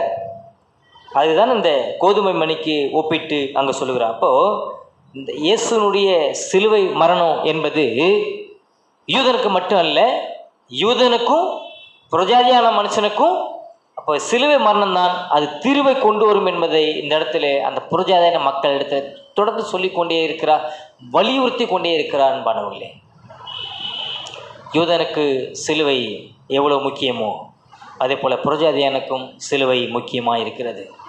இன்றைக்கு உலகத்தில் இருக்கிற எல்லா மனிதருக்கும், அவரால் தெரிந்து கொள்ளப்பட்ட, அவரால் முன்குறிக்கப்பட்ட அனைத்து தரப்பினர்களுக்கும் சிலுவை மரணம் தீர்வை கொடுக்கக்கூடியதாக இருக்கிறது. எல்லா மனிதருக்கும் அது அவசியமான ஒன்றாக இருக்கிறது. இதை கேட்டுக்கொண்டிருக்கிற நீங்கள் யோசிக்க வேண்டிய ஒரு காரியம், எனக்கு சிலுவை மரணம் அவசியமாக இருக்கிறதா? சிலுவை மரணம் எனக்கு தேவை. சிலுவை மரணத்தினால் எனக்கு நன்மை கிடைத்திருக்கிறது. சிலுவை மரணத்தினால் என்னுடைய பாவத்துக்கான பரிகாரம் செய்யப்பட்டிருக்கிறது. சிலுவை மரணத்தின் மூலமாக என்னுடைய பாவம் மன்னிக்கப்பட்டிருக்கிறது. சிலுவை மரணம் எனக்கு அவசியம், எனக்கு முக்கியம் என்பதை உணர்ந்திருக்கிறீங்களா? அப்படி உணர முடியுதா உங்களால்? இந்த பகுதியில் அவர்கள் பார்க்க வந்த காரியம் இயேசுவை காண வேண்டும். இதுதான் அந்த 22 வசனம் வரைக்கும் பார்க்கக்கூடிய சத்தியம். இயேசுவை நாங்கள் காண வேண்டும், இயேசுவை நாங்கள் அறிய வேண்டும். ஆனால் இவர் சொல்லக்கூடிய பதில், மனுஷகுமாரன் மகிமைப்படும்படியான வேலை வந்தது என்று சொல்லுகிறார். மனுஷகுமாரன் உயர்த்தப்பட போகிறார். இயேசு சிலுவை நோக்கி பயணம் செய்கிறார். இதெல்லாம் கோதுமை மணியானது நிலத்தில் விழுந்து சாக போகிறது. அவர் சொல்லக்கூடிய பதில் குதர்க்க மார்க்கமாக இருக்கிற மாதிரி இருக்குது. ஆனால் அவருடைய நோக்கம், அவருடைய லட்சியம் சிலுவை மரணத்தை குறித்த அந்த சத்தியத்தை இந்த புரஜாதியான மக்கள் விளங்கி கொள்ள வேண்டும் என்பதற்காக தொடர்ந்து அவர் சிலுவை மரணத்தை குறித்து தொடர்ந்து சொல்லிக்கொண்டே இருக்கிறார். இந்த புரஜாதியான மக்களுக்கு எவ்வளோ பெரிய ஒரு உண்மையை இந்த பகுதி மூலமாக மறைக்கப்பட்டிருக்குது. கோதுமை மணி என்று சொல்லக்கூடிய அது ஒரு உருமானமாக, ஒரு ஓமையாக சொல்லப்பட்டிருக்கிறது. அப்போ கோதுமை மணி யாரை குறிக்கிறதுன்னு சொன்னால் அது இயேசுவை குறிக்கிறது. ஒரு கோதுமை மணி இருக்கு இல்லையா, ஒரு நெல் மணின்னு சொல்லும்போது கோதுமை மணியானது அது இயேசுவை குறிக்கிறது போல் இருக்கிறது. அப்போ அந்த கோதுமை மணியானது நிலத்திலே விழுகிறது. நிலத்திலே விழுந்து அது சாகிறது. அது செத்து அது என்ன செய்கிறது? உயிர் தருகிறது. ஒன்று மட்டுமா வருது? இல்லை, பல உயிர் வருகிறது. அதே போல் இயேசு என்ற அந்த கோதுமை மணியானது சிலுவையிலே மரித்து கல்லறைக்குள்ளாக அடக்கம் செய்யப்படுகிறது. 3ஆவது நாள் உயிரோடு கூட எழுந்திருக்கிறது. அந்த உயிர் தேர்ந்த இயேசுவை, அந்த கிறிஸ்துவை இன்றைக்கு அனைத்து தரப்பு மக்களும், உலகமெங்கும் இருக்கக்கூடிய ஜனங்களும் விசுவாசித்து என்ன செய்யணும்னு சொன்னால் உயிர் எழுகிறார்கள், உயிர் அடைகிறார்கள். அன்பானவர்களே, விளங்க முடியுது நம்மளால்? கோதுமை மணியாகிய இயேசு இந்த பூமியிலே அவர் மரித்ததினாலே, அவர் அடக்கம் செய்யப்பட்டதினாலே, 3ஆம் நாளில் உயிர்த்து எழுந்ததினாலே அவர் விசுவாசிக்கிற கூட்டம் ஒவ்வொருவரும் இன்றைக்கி அநேக பலனை தந்திருக்கிறார்கள், உயிரோடு கூட எழுந்திருக்கிறார்கள். இன்றைக்கு சபையில் அமர்த்தப்பட்டிருக்கிறார்கள், நித்தியத்தில் அமர்த்தப்பட்டிருக்கிறார்கள். விளங்கி கொள்ள வேண்டும். சபையில் இருக்கிற நீங்கள் நானும் அவரோடு கூட நாம் உயிர்த்தெழுந்த மக்கள். இயேசு ஆகிய விதை மண்ணுக்குள்ளே சென்று அவர் மரித்ததினாலே அவரோடு கூட இன்றைக்கு நாம் பலன் தர வேண்டும் என்பதற்காக நாம் உயிரோடு கூட எழுப்பப்பட்டிருக்கிறோம். அவருடைய சமூகத்திலே இன்றைக்கு நாம் ஆராதிக்கிறோம். அவருக்கு நாம் கீழ்ப்படிய வந்திருக்கிறோம். அவரை நாம் அறிவிக்க முடியாக வந்திருக்கிறோம். அவருக்கு நாம் நன்றியுள்ளவர்களாக, இதெல்லாம் பலன் தரக்கூடியதாக இருக்கிறது. அங்கே சொல்லுகிறார், மறுபடியும் வாசிக்கலாம் 24ஆம் வசனம், மெய்யாகவே நான் உங்களுக்கு சொல்லுகிறேன், கோதுமை மணியானது நிலத்தில் விழுந்து சாகாவிட்டால் தனித்திருக்கும், செத்ததே ஆகில் மிகுந்த பலனை கொடுக்கும். இன்றைக்கு பலன் கொடுத்துருக்குதா இல்லையா? உலகம் எங்கும் யூதர்கள் மட்டும் கிடையாது, சமாரியர்கள் மட்டும் கிடையாது, கிரேக்கர்கள் மட்டும் கிடையாது, புரஜாதர்களுக்கு மட்டும் கிடையாது, உலகத்தினுடைய அனைத்து தேச மக்களும் அனைத்து தேச இனங்களும் இன்னைக்கு பலன் கொடுத்து கொண்டே இருக்கிறார்கள். இது யார் காரணம்? இந்த பலன் தருவதற்கு யார் காரணம்? இயேசு கிறிஸ்துனுடைய சிலுவை மரணம் காரணம். இயேசுனுடைய சிலுவை மரணத்தை நீங்கள் விசுவாசித்திருக்கிறீர்களா? சிலுவை மரணம் எந்த அளவுக்கு எனக்கு தேவை என்பதை உணர்ந்திருக்கிறீர்களா? சிலுவை மரணம் எனக்கு எந்த அளவுக்கு முக்கியம் வாய்ந்தது என்பதை நீங்கள் அறிந்திருக்கிறீர்களா? அதெல்லாம் சொல்லிட்டு 25ஆம் வசனத்தில் சீசர்களுக்கு இப்போது சொல்கிறார். 24 வரைக்கும் கிரேக்கரான அதை புரஜாதியான மக்களுக்கு அவர் சிலுவை மரணத்தினுடைய அவசியத்தை சொல்லிவிட்டு 25ஆம் வசனத்திலிருந்து தன்னுடைய சீசனுக்கு எவ்வளோ சிலுவை மரணம் முக்கியம் என்பதையும், சீசனுடைய பணி, சீசத்தினுடைய பணி எவ்வளோ முக்கியம் வாய்ந்தது, எவ்வளோ அவசியம் வாய்ந்தது, அது எவ்வளோ தியாகம் வாய்ந்தது என்பதை சீசர்களுக்கு சொல்லி புரிய வைக்கிறார். 25ஆம் வசனத்தை வாசிக்கலாம். தன் ஜீவனை சிநேகிக்கிறவன் அதை இழந்து போவான், இந்த உலகத்தில் தன் ஜீவனை வெறுக்கிறவனோ அவன் அதை நித்திய ஜீவ காலமாய் காத்து கொள்ளுவான் என்று சொல்லி அங்கே சொல்லுவார். இதனுடைய பொருள் என்ன?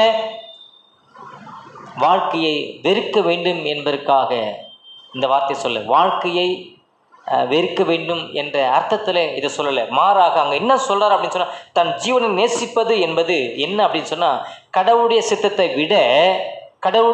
விட தன்னை நேசிப்பது, தன்னுடைய சுய நலனுக்காக தன்னை நேசிப்பது, தன்னுடைய பாதுகாப்பை நேசிப்பது, இந்த உலக வாழ்க்கையை நேசிப்பது, உலக ஆடம்பரங்களை நேசிப்பது, தன்னுடைய பதவியை நேசிப்பது, தன்னுடைய புகழை நேசிப்பது, இதுதான் சொல்ற கடவுளுடைய சித்தத்தை விட, கடவுளுடைய விருப்பத்தை விட, கடவுளுடைய திட்டங்களை விட தன்னை யார் ஒருத்தர் நேசிக்கிறாரோ, தன்னுடைய சுயநலமாக தன்னை யார் நேசிக்கிறார்களோ, தன்னை தன்னால் பார்த்து கொள்ள முடியுமே சொல்லி தன்னுடைய பாதுகாப்பை யார் அதிக முக்கியத்துவப்படுத்துகிறார்களோ, தன்னுடைய பதவியை யார் முக்கியத்துவப்படுத்துகிறார்களோ, தன்னுடைய புகழை யார் அதிக முக்கியத்துவப்படுத்துகிறார்களோ, அவர்கள் எனக்கு சீசராக இருக்க முடியாது.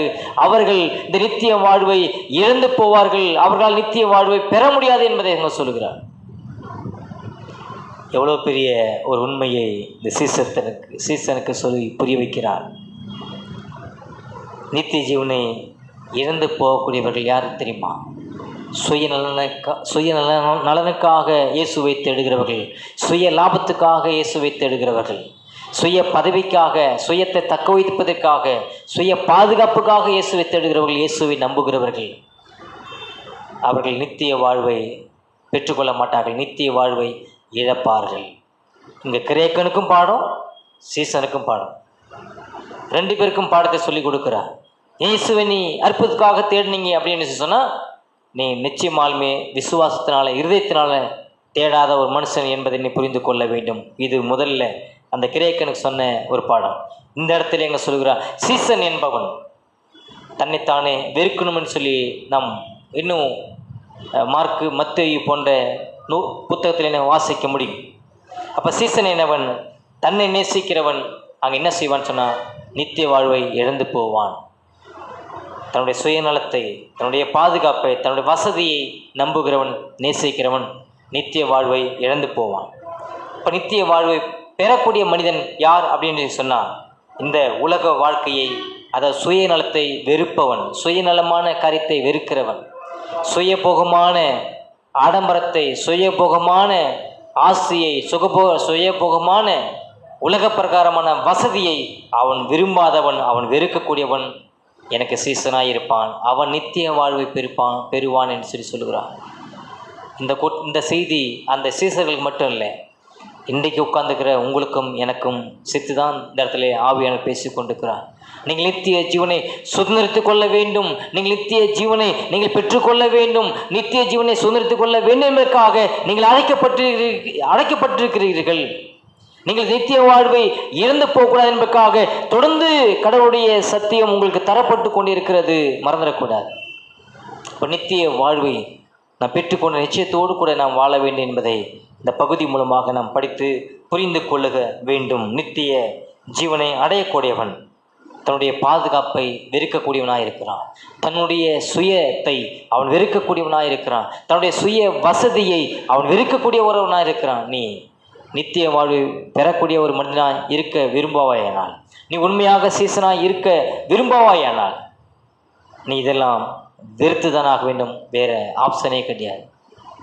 இந்த பகுதியிலேருந்து சீசர்களுக்கு கற்றுக் கொடுக்கக்கூடிய ஒரு பாடம், என் வாழ்க்கை அல்ல, என் வாழ்க்கை அல்ல, நான் வாழ்வது கிறிஸ்துவுக்காக என்ற மனப்பாங்கோடு கூட வாழ்வது தான் உண்மையான சீசத்துவம், உண்மையான சீசனுக்குரிய அடையாளம். அப்போஸ்தலனாகிய பவுல் பிலிப்பியர் 1:29 வாசித்து பார்த்து சொன்னான். அங்கே சொல்கிறான், கிறிஸ்து எனக்கு ஜீவன், சாவு எனக்கு ஆதாயம் என்று சொல்கிறான். எப்படி சொல்ல முடியும்? சாவு வந்துட்டு எனக்கு லாபம்னு சொல்ல முடியுமா? எந்த மனிதனாவது உலகத்தில் சாவை எனக்கு லாபம், எனக்கு ஆதாயம் அப்படின்னு சொல்ல முடியுமா? ஒரு விசுவாசியால் சொல்ல முடியும், வேறு யாராலும் சொல்ல முடியாது. இந்த உலகத்தில் இருக்கிற மக்கள் எதனாலும் விரும்புவான். அவன் விரும்பாத ஒன்று எதுன்னு சொன்னால் மரணம், சாவு மட்டும் விரும்ப மாட்டான். இந்த உலகத்தில் எவ்வளோ காலனாலும் வாழணும்னு சொல்லி என்னை வாழ்த்துறீங்களா, வாழ்த்துங்க, வாய் நிறையா வாழ்த்துங்க சொல்லிகிட்டே இருப்பான். நீ சாவு போக உனக்கு சாவு நிச்சயம்னு சொன்னால் விரும்ப மாட்டான். யார் விரும்புவா சாவை? விசுவாசி மட்டும்தான் விரும்ப முடியும். உங்களுடைய வாழ்க்கையில் நீங்கள் அற்புதத்தினால, தற்காலிக விசுவாசத்தினால பாதிக்கப்பட்ட ஒரு மக்களாக இருந்துச்சுன்னா சாவு நீங்கள் விரும்ப மாட்டீங்க. இந்த நிரந்தர சந்தோஷம், நிரந்தர விசுவாசத்துக்காக, நிரந்தர ரட்சிப்பு நிச்சயத்துக்காக நீங்கள் காத்திருக்கக்கூடிய ஒரு மக்களாக இருந்தீங்கன்னு சொன்னால் நிச்சயமாக சாவை விரும்பக்கூடிய ஒரு மக்களாக இருப்பீங்கன்னு சொல்லி. ஏன்னா இயேசு இந்த உலகத்தில் வந்ததனுடைய நோக்கம் வாழ்வதற்காக இல்லை, தன்னுடைய பேர் பிரஸ்தாபத்தை நிலைநாட்டணும் என்பதற்காக இல்லை. அவர் அங்கே சொல்கிறார், கோதுமை மணியானது நிலத்திலே விழுந்து சாகாவிட்டால் அது தனித்திருக்கும்.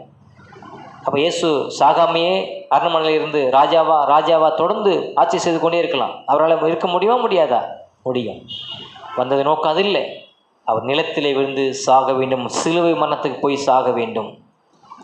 கல்லறைக்குள்ளாக அந்த அந்த அந்த விதையான இயேசு கல்லறைக்குள்ளாக அடக்கம் பண்ணப்பட வேண்டும். அந்த விதையானது கல்லறைக்குள்ளாக அடக்கம் பண்ணப்பட வேண்டும். 3ஆவது நாளில் உயிர் தேட வேண்டும். அந்த உயிர் தேடலை விசுவாசிக்கிற கூட்டம் இன்றைக்கி பலனை தந்து கொண்டிருக்கிறது. காலங்காலமாக திருச்சபை தொடர்ந்து வளர்ந்து கொண்டிருக்கிறது. திருச்சபையிலே தேவன் கடவுள் மையப்பட்டு கொண்டிருக்கிறார், கிறிஸ்து அறிவிக்கப்பட்டு கொண்டிருக்கிறார். பரிசுத்த ஆவியுடைய கிரியைகள் அசைவாடுதல் தொடர்ந்து இருந்தவனமாக இருந்து கொண்டிருக்கிறது. அன்பானவர்களே, சீசனுக்கு சொல்லுகிறார், தன்னுடைய ஜீவனை வெறுக்கிறவன் யார், தன்னுடைய ஜீவனை இழக்கிறவன் யார்? 2 பேருக்கும் உள்ள வித்தியாசத்தை அங்கே சொல்கிறார். தன்னுடைய ஜீவனை இழக்கிறவன் யார் என்று சொல்லி அங்கே சொல்லும்போது, சுயத்தை விரும்புகிறவன் அவன் ஜீவனை நித்திய வாழ்வை இழக்கக்கூடிய மனிதனாக இருப்பான். சுயநலத்தை விரும்புகிறவன், சுய வசதியை விரும்புகிறவன், சுய பாதுகாப்பை விரும்புகிறவன் இவன் நித்திய வாழ்வை இழக்கக்கூடிய ஒரு மனிதனாக இருக்கிறான். இந்த 3ஐயும் யார் விருக்கிறானோ அவர்கள் நித்திய வாழ்வை பெறக்கூடியவர்களாக இருக்கிறார்கள் சொல்லி இந்த பகுதி மூலமாக சொல்கிறார். 26ஆம் மாதத்திலே நான் வாசித்து பார்க்கும்போது 26ஆம் மாதத்திலே நமக்கு வேதம் அழகாக சொல்லி புரிய வைக்கிறது. வாசிக்கலாம். ஒருவன் எனக்கு ஊழியம் செய்கிறவனானால் என்னை பின்பற்ற கடவன். நான் எங்கே இருக்கிறேனோ அங்கே என் ஊழியக்காரன் இருப்பான். ஒருவன் எனக்கு ஊழியம் செய்வதால் அவனை பிதாவானவர் காணப்படும். அன்பானவர்கள், இங்கே 3 காரியத்தை அங்கே சொல்கிறார். 3 காரியத்தை அங்கே சொல்கிறார். ஒருவன் எனக்கு ஊழியம் செய்வானால் அங்கே அவன் என்ன செய்யணும்? முதல்ல யாரை பின்பற்றணும்? என்னை பின்பற்றணும். இயேசு சொல்கிறார், என்னை பின்பற்றணும், மனிதனை அல்ல. இன்னும் சில காரியங்களை நம்ம பார்க்க போகிறோம். மனிதனை அல்ல, உலகத்தை அல்ல, உலகத்தை சார்ந்த பொருள்களை அல்ல, இந்த உலகத்தை சார்ந்த அதிகாரத்தை அல்ல, என்னை பின்பற்ற வேண்டும், என்னை பின்பற்ற வேண்டும். முதலாவது, ஊழியம் செய்ய விரும்புகிறவன் அவன் இயேசுவை பின்பற்ற வேண்டும். 2ஆவதாக, இயேசு இருந்த இடத்திலே இருக்க வேண்டும். இயேசு இருந்த இடம் எது என்று சொன்னார்? பகல் முழுவதும் அவர் வேலை செய்கிறவராக அவர் காணப்படுகிறார். இரவு முழுதும் தன்னுடைய பிதாவோடு உறவிலே அவர் தொடர்ந்து இருந்தவண்ணமாக இருக்கிறார். ஊழியம் செய்யக்கூடிய ஒரு மனிதனுடைய, அதாவது வேதம் பழைய ஏற்பாட்டில் சொல்லுது, ஆசாரியர்களுடைய உதடுகளிலே ஜனங்கள் வேதத்தை தேடுவார்கள்.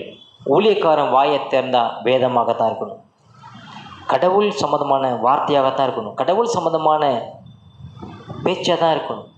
அனாவசியமான வார்த்தைகளோ, அநாகரிகமான வார்த்தைகளோ, ஆகாத சம்பாஷணைகள், ஆகாத பேச்சுகள், வீண் பேச்சுகள், வீண் அலப்பல்கள், வீண் பெருமை பேச்சுகள், வீண் அகந்தையான பேச்சுகள், டபுள் மீனிங்கான பேச்சுகள், பேசவே கூடாது. இன்றைக்கு இருக்கக்கூடிய ஊழியக்காரனுடைய அவல நிலை, எத்தனையோ ஊழியக்காரனுடைய கூட்டங்களுக்கு நான் போயிருக்கிறேன். ஊழியக்காரர்கள், அநேக ஊழியக்காரர்கள் தெய்வ பயம் இல்லாத, ஆவியானவர் எனக்குள்ளாக இருக்கிறா என்ற அந்த பயம் இல்லாமல் ஒருத்தரை பார்த்து ஒருத்தரை குறை சொல்வது, குற்றம் சாட்டுவது, பொய்யா பேசி கொண்டிருக்கிறது, தூற்றுவது, ஏளனம் பண்ணுவது, பரியாசம் பண்ணுவது, பல ஆகாத சம்பாஷணைகள் பேசுகிறத கண்ணால் பார்த்துருக்கிறேன், காதால் கேட்டிருக்கிறேன்.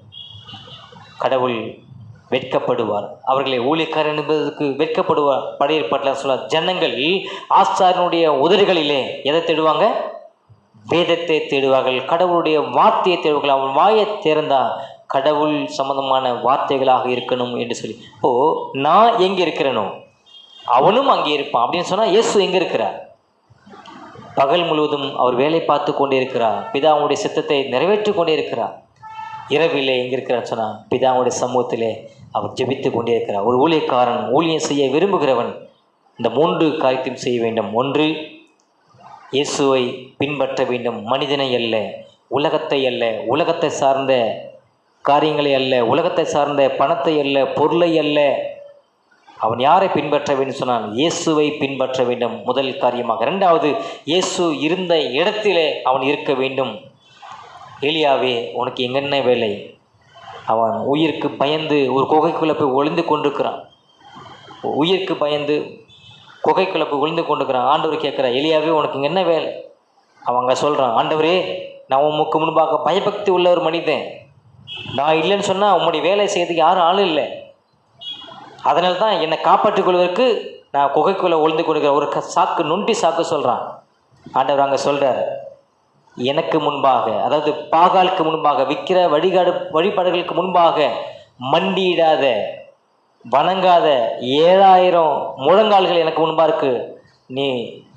நீ ஒருவன் விசேஷமானு சொல்லி கொண்டிருக்காத, வெளியே வாடான்னு செய்து கூப்பிட்றாரு. எனக்கு முன்பாக 7000 ஆட்களை வைத்திருக்கிறேன், பாகாலை வினங்க எனக்காக வைத்திருக்கேன்னு சொல்லி சொல்கிறார். அப்போது என்னால் தான் ஊழியர் நடக்குது, என்னால் தான் சபை நடக்குது, என்னால் தான் அந்த ஸ்தாபனம் இயங்குது, என்னால் தான் அது நடந்திருக்குது. நான் இல்லைன்னா ஒன்றுமே இல்லை. அந்த வார்த்தையை நீ சொல்லாதன்னு சொல்லி அங்கே சொல்கிறேன். ஊழியக்காரன் என்பவன் அவன் முழுமையாக அவன் இயேசுவை சார்ந்து வாழக்கூடிய ஒரு மனிதன், இயேசுவை பின்பற்றக்கூடிய ஒரு மனிதன். தன் கலப்பையிலே கையை வைத்தவன் உலகத்தை பின்னிட்டு பார்க்கக்கூடாது. தன்னை சிநேகிக்கிறவன் ஒருபோதும் இயேசுவுக்கு உண்மையான சீசனாக இருக்க முடியாது. தன்னை வெறுக்கிறவன், தன்னுடைய சுயத்தை வெறுக்கிறவன், சுய ஆசையை வெறுக்கிறவன், சுகபோகத்தை வெறுக்கிறவன், சுய நலமான காரியத்தை வெறுக்கிறவன் மாத்திரம்தான் அவன் இயேசுவை பின்பற்றக்கூடிய ஒரு மனிதன் என்பதை இந்த இடத்துல சீசர்களுக்கு புரிய வைக்கிறார். 2 பேருக்கும் பாடம், கிரேக்கருக்கும் பாடம், இங்கே சீசனுக்கும் பாடத்தை சொல்லி புரிய வைக்கிறார். முதலாவது காரியம், ஊழியம் செய்கிறவன் இயேசுவை மட்டும் பின்பற்ற வேண்டும். 2வது, இயேசு இருந்த இடத்திலே அவன் இருக்க வேண்டும். வேத வாசிப்பாலே, அவன் ஜெபத்தினாலே பிதாவாகிய தேவனையும் திரித்துவையக தேவனையும் பரிசுத்த ஆவியானுடைய வல்லமையையும் தொடர்ந்து தரித்து கொண்டு அவன் வாழ வேண்டும். இதுதான் 2வது காரியமாக பார்க்குறோம். 3வது காரியம், இப்படி செய்யும்போது அங்கு யார் அவனை ஆனர் பண்ணுவான்னு சொன்னால், பிதாவானவர் அவனை கனப்படுத்துவார். ஊழியம் செய்ய விரும்புகிற ஒரு மனிதன் அவன் யாரை பின்பற்ற வேண்டும்? அவன் இயேசுவை பின்பற்ற வேண்டும் முதலாவது. 2வது, அவன் இயேசு இருந்த இடத்திலே அவன் இருக்க வேண்டும். 3வது, அவனை ஊழியம் செய்கிற அந்த மனிதனை பிதாவான தேவன் கனப்படுத்துவார். நல்லது, உண்மையும் உத்தமமான ஊழியக்காரனே, என்னுடைய நித்தியத்துக்குள்ளாய், சந்தோஷத்துக்குள்ளாய் நீ பிரவேசி என்று சொல்லி நம்மை தட்டி கொடுப்பார், நம்மை கனப்படுத்துவார். ஊழியக்காரனை குறித்து அங்கே சொல்லுகிறார், சீசத்துவத்தை குறித்து அங்கே சொல்லுகிறார். ஊழியம் செய்வது என்பது மேடையில் நிற்பது மட்டும் இல்லை, மேடையில் நிற்பது மட்டும் இல்லை, ஊழியம் இல்லை. தன்னுடைய வாழ்க்கையை, தன்னுடைய சாட்சியை குடும்பத்திலே காட்டுவது, தன்னுடைய மனைவி கண் முன்னால் அவன் வாழ்வது, தன்னுடைய பிள்ளைகளுக்கு முன்பாக அவன் வாழ்வது, தன்னுடைய உறவினர்களுக்கு முன்பாக அவன் வாழ்வது, அவன் சமுதாயத்தில் இயேசுவை வெளிப்படுத்தி மகிமைப்படுத்தி வாழ்வது, அவன் திருச்சபையில் வரும்போது சேவை செய்து இயேசுவை மையப்படுத்தி காட்டுவது, இயேசுவுக்கு கீழ்ப்படிவதை காட்டுவது. இயேசுவானவர் தன்னுடைய சீசனுடைய கால்களை அங்கு கழுவி ஒரு கீழ்ப்படிதலினுடைய பாடத்தை கற்றுக் கொடுக்கிறார். ஒரு ஊழியக்காரன் என்று சொல்லக்கூடிய ஒரு மனிதன் முதலாவதாக அவன் இயேசுவை பின்பற்ற வேண்டும். இரண்டாவதாக இயேசு இருந்த இடத்துல இருக்க வேண்டும். அப்படி இருக்கிற மனிதனை பிதாவானவர் கனப்படுத்துவார் என்று சொல்லி அங்கே சொல்லுகிறார். இன்னும் ஊழியக்காரனை குறித்து அங்கே சொல்லும்போது, மேடைக்கு வருவதை மாத்திரம் விரும்புவது இல்லை, குடும்பத்திலே அவனுடைய சாட்சியை காட்டுகிறான், அவனுடைய மனைவியிடத்திலே சாட்சியை காட்டுகிறான், அவனுடைய பிள்ளைகளிடத்திலே அவன் சாட்சியை காட்டுகிறான், அவன் சமுதாயத்திலே சாட்சியை காட்டுகிறான், அவன் வேலை செய்யக்கூடிய இடங்களில் அவனுடைய சாட்சியை காட்டுகிறான். ஒரு ஊழியக்காரன் எத்தனை இடத்துல தன்னுடைய வேலையை நிரூபிக்க முடியுமோ, தன்னுடைய பணியை நிரூபிக்க முடியுமோ அவன் தொடர்ந்து செய்து கொண்டே இருக்கிறான். இன்னும் சொல்லப்போனால் அவன் சபையில் அவன் தொடர்ந்து அவனுக்கு கொடுக்கப்பட்ட பணியை அவன் வெறுப்பு இல்லாமல், யாருடைய கட்டாயத்தின் பேர் இல்லாமல், யாருடைய தூண்டுதலும் இல்லாமல் அவன் தொடர்ந்து கடவுள் எனக்கு இந்த பணியை கொடுத்துக்கிறான், கடவுள் எனக்கு இந்த பொறுப்பை கொடுத்துக்கிறான்னு சொல்லி அந்த பயத்தோடு பக்தியோடு தொடர்ந்து அவன் செய்து கொண்டே இருக்கிறான். இன்னும் ஆணித்தரமாக சொல்ல போனால் அவனால் சுவிசேஷம் சொல்லாமல் இருக்க முடியாது. ஒரு ஊழியக்காரன், ஒரு சீசனாக ஆக விரும்பக்கூடியவன், ஒரு சீசனாக ஆகக்கூடிய தகுதியை பெற்றிருக்கிற அந்த மனிதன், அவனால் சுவிசேஷத்தை சொல்லாமல் அவனால் இருக்க முடியாது, தூங்க முடியாது. சுவிசேஷம் தனக்குத்தானே முதலாவது சுவிசேஷத்தை படித்து கொண்டே இருப்பான். தனக்குத்தானே சுவிசேஷம் எனக்கு வேண்டும் என்று சொல்லி கொண்டே அவன் விரும்பி கொண்டே இருப்பான். இரண்டாவது தன்னை பார்க்குற ஜனங்களுக்கெல்லாம் அவன் சுவிசேஷத்தை சொல்லிக்கொண்டே இருப்பான். இதுதான் சுவிசேஷம், இதுதான் சீசத்தினுடைய ஒரு பணி, சீசத்தினுடைய ஒரு பொறுப்பு, சீசனுடைய ஒரு வேலை. இதுதான் துன்பம் வரும்போது சீசன் அவன் துன்பத்திலிருந்து, அதாவது இயேசு விட்டு பின்வாங்காமல் தொடர்ந்து விசுவாசத்திலே முன்னேறி போய் கொண்டிருப்பான் சீசன் என்பவன். அன்பானவர்களே, இந்த பகுதியிலே படித்து கொண்டிருக்கிற பாடம் உங்களுக்கு மட்டும் இல்லை, எனக்கு சேர்த்து தான். என்ன கடவுள் தயார் செய்து எனக்கு சொல்ல வேண்டிய காரியங்களாம் சொல்லி கொடுத்து உணர்த்தி எச்சரித்து இந்த இடத்துல அனுப்பி பேசி கொண்டிருக்கிறான். நானும் உங்களோடு கூட பயணிக்கிறேன், நானும் உங்களோடு கூட சீசனாக தொடர்ந்து வளர்ந்து கொண்டே இருக்கிறேன். நீங்கள் நானும் இந்த சீசத்துவ பணியில் எப்படியாக நம்ம படித்து கொண்டிருக்கிறோம். அப்போ இந்த சீசத்துவம் என்னை சீசனாக மாற்றிருக்கிறார் அப்படின்னு சொன்னார். என்னால் எப்படி சும்மா இருக்க முடியும்? என்னால் எப்படி மற்றவர்களுக்கு சுவிசேஷத்தை அறிவிக்காமல் இருக்க முடியும்? நான் சுவிசேஷம் இது வரைக்கும் மற்றவர்களை யாருக்கும் அறிவிக்கல அப்படின்னு சொன்னான், அல்லது சொல்லணுங்கிற எண்ணம் வரலன்னு சொன்னான், நீ இன்னும் ரட்சிக்கப்படலை. இதை தாண்டி வேறு வார்த்தை சொல்கிறதில்லை. யாருக்காவது ஒருத்தருக்கு நீ சுவிசேஷத்தை சொல்லணுங்கிற அந்த வாஞ்சையோ அந்த தாகம் உனக்குள்ளே வரலை, இது வரைக்கும் ஏற்படலை அப்படின்னு சொன்னால் நீ ரட்சிக்கப்படலை. நீ இன்னும் சுவிசேஷத்தினுடைய முக்கியத்துவத்தை அறியலை, சுவிசேஷத்தினுடைய மேன்மை உனக்கு புரியலை, அந்த சுவிசேஷத்தினுடைய செய்தி உனக்கு விளங்கலை. ஆனால் நீ யாரும் சொல்லிக்கிட்டு இருக்கிற? நீ விசுவாசம் சொல்லி கொண்டிருக்கிற, நான் சீசன் சொல்லி கொண்டிருக்கிறேன். ஆனால் என்ன சீசன் மாறலை, இன்னும் விசுவாசே நீ மாறலை. நீ ரட்சிக்கப்படு, நீ மனம் திரும்பு, நீ சீசனாக மாறு, சீசனுக்குரிய பணியை செய், கடவுள் உன்னை கனப்படுத்துவார். தன்னுடைய சுய நலத்தை அடுத்தது மறுத்து அவன் வாழக்கூடியவனா சீசன். சுயமாக அவன் சிந்திக்க மாட்டாங்க, அவன் சுய நலனுக்காக ஒருபோதும் பாடுபட மாட்டான். சீசன் என்று சொல்லக்கூடிய ஒரு மனிதன் சுய நலனுக்காக அவன் ஒருபோதும் பாடுபட மாட்டான். சுயநலனுக்காக அவன் கிறிஸ்துவுக்காக, கிறிஸ்துவை அறிகிற அறிவுக்காக, கிறிஸ்துவ அறிகிற அறிவின் மேன்மைக்காக. அப்போஸ்தலனாகிய பவுல் அங்கே சொல்கிறான், எனக்கு லாபமாக தோன்றுகிற எல்லாவற்றையும் நான் நஷ்டம் என்று விட்டேன், குப்பையுமாக எண்ணுகிறேன். இது எப்போது வரும் தெரியுமா? நான் சுவிசேஷத்தை கேட்கும்போது, சுவிசேஷத்தை நான் ஆசையாக படிக்கும்போது எனக்குள்ளாய் இந்த தெளிவும் எனக்குள்ளாய் இந்த புரிதலும் வந்து கொண்டே இருக்கும். கடவுள் அதை என்னை கொடுத்து கொண்டே இருக்கிறார் என்பதை நான் புரிந்து கொள்கிறேன். சீசத்துவம் என்பது, சீசனுக்குரிய பணி என்பது தியாகம் செய்வது. தியாகம் செய்யாமல் நீ சீசனாக, உண்மையான சீசனாக நீ வாழ முடியாது. அதை முதல்ல புரிந்து கொள்ளும். இயேசு கிறிஸ்து இந்த உலகத்தை விட்டு வந்திருக்கிறார், நித்தியத்தை விட்டு வந்திருக்கிறார். எனக்கு கோடான கோடி தேவதூதர்கள் மத்தியில் செய்யக்கூடிய ஆராதனை எனக்கு வேண்டாம். இவ்வளோ கனம், இவ்வளோ மரியாதை, இவ்வளோ உயர்வான இடம், இந்த அந்தஸ்து எனக்கு வேண்டாம். என்னை தாழ்த்தி அடிமை நோகம் எடுத்து அடிமையாக இந்த பூமியிலே நான் போகிறேன் என்று சொல்லி அவர் மனம் மாற மனப்பூர்வமாக இந்த உலகிற்கு எனக்காக உங்களுக்காக அனுப்பப்பட்டார். எனக்காக உங்களுக்காக ஒட்டுமொத்த திருச்சபைக்காக, அவர் தெரிந்து கொள்ளப்பட்ட மக்களுக்காக இந்த பூமியிலே அவர் வரவழைக்கப்பட்டார்.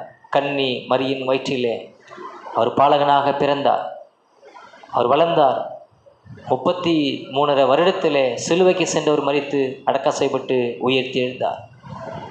இதுதான் சுவிசேஷத்தினுடைய மையம், இதுதான் சுவிசேஷத்தினுடைய உள்ளடக்கம், இதுதான் சுவிசேஷத்தினுடைய பொருளடக்கம். இந்த சுவிசேஷத்தை கேட்கிற நான் சீசன் என்று சொல்லி வேதம் சொல்கிறது. நான் சீசனாக மாற்றப்பட்டிருப்பேன்னு சொன்னான். சீசனுக்குரிய பகுதி, தலைப்பு, சீசனுக்குரிய தகுதி என்ன, சீசனுக்குரிய வேலை என்ன, சீசனுக்குரிய பொறுப்பு என்ன. நான் மேடையை மாத்திரம் விரும்புகிற ஒரு மனிதனாக இல்லாமல் தொடர்ந்து அவரை மகிமைப்படுத்தி, என்னுடைய தனிப்பட்ட வாழ்க்கையிலே அவர் மையப்படுத்தி வாழக்கூடியவன், என்னுடைய குடும்பத்திலே மையப்படுத்தி வாழக்கூடியவன், குறிப்பாக என்னுடைய மனைவி, என்னுடைய பிள்ளைகளிடத்தில், என்னுடைய உறவுகளிடத்தில், நான் வாழக்கூடிய சமுதாயத்திடத்தில், நான் செய்யக்கூடிய வேலை ஸ்தலங்களிடத்தில் நான் சிசி என்று சொல்லி வெளிப்படுத்தி கொண்டே வாழக்கூடியவன். எனக்கு உபத்திரம் வரும்போது, எனக்கு துன்பம் வரும்போது, எனக்கு ஒரு பாடு வரும்போது நான் மனிதனிடத்திலே போகாமல், எந்த மனிதனிடத்திலே நான் சார்ந்து கொள்ளாமல், நான் விசுவாசத்திலே என்னை வளர்த்து கொள்ள பிரயாசப்படுவது, என்னுடைய விசுவாச வாழ்க்கையிலே நான் தொடர்ந்து முன்னேறி போவது, நான் வாஞ்சிப்பது, கடைசியாக என்னுடைய சுய நலத்தை மறுத்து வாழ்வது. கலாத்தியர் 2:20 வாசித்து பார்த்தீங்க சொன்னான், நான் சிலுவையிலே அறையுண்டிருக்கிறேன்னு சொல்லி அப்போஸ்தலன் பவுல் சொல்லுகிறான். நான் சிலுவையிலே அறையுண்டிருக்கிறேன். என்னுடைய சுயம் சிலுவையிலே அறையுண்டிருக்கிறது. என்னுடைய பெருமை சிலுவையிலே அறையுண்டிருக்குது. என்னுடைய மேன்மை சிலுவையிலே அறையுண்டிருக்குது. என்னுடைய மேன்மை எல்லாம் எதுன்னு சொல்கிறேனோ, என்னோட தகுதியெல்லாம் எதுன்னு சொல்கிறேனோ, என்னோட அந்தஸ்தையெல்லாம் எதுன்னு சொல்கிறேனோ, அது எல்லாமே சிலுவையிலே அறையுண்டிருக்குது. அன்பானவர்களே, இந்த நிச்சயம் எனக்குள்ளே வந்திருக்குதுன்னு சொல்லி சொன்னால், அப்போதான் நான் சீசனாக மாறி இருக்கிறேன், கடவுளினை மாற்றுகிறான்னு சொல்லி அர்த்தம். இந்த சிந்தனை எனக்குள்ளே வரல அப்படின்னு சொன்னால், நான் இன்னும் சீசனாக மாறல. ஆண்டவரே, என்னை சீசனாக மாற்றும் சாமி, என்னை உண்மையான சீசனாக மாற்றும்.